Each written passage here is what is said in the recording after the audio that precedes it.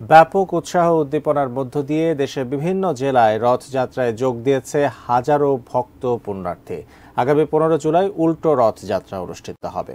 ঢাকার ধামরাইয়ে প্রায় 400 বছরের পুরনো ঐতিহ্যবাহী শ্রী শ্রী জগন্নাথ দেবের রথোৎসবের উদ্বোধন করেন স্বাস্থ্যমন্ত্রী ডাক্তার সামন্ত লাল।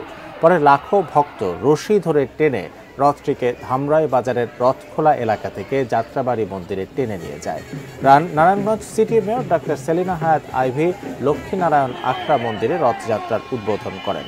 পরে জগন্নাথ দেবের রথ টেনে শহর প্রদক্ষিণ করা হয়। মানিকগঞ্জের কালীবাড়ি মন্দির থেকে বর্ণাঢ্য রথযাত্রা বের হয়। ময়মনসিংহের ভালুকায় বর্ণাঢ্য আয়োজনে রথযাত্রা অনুষ্ঠিত হয়েছে। খুলনার গল্লামারী ইস্কন মন্দির থেকে রথের টান শুরু হয় আর শেষ হয় প্রেমকানন মন্দিরে। টাঙ্গাইলে শ্রী শ্রী বড় কালীবাড়ি মন্দির থেকে এবং শেরপুরে গোপালবাড়ি গোপাল জিওর মন্দির থেকে বর্ণাঢ্য শোভাযাত্রা বের হয়ে শহর প্রদক্ষিণ করে। বান্দরবানের সহস্রাধিক মানুষ রথযাত্রায় অংশ নেয়।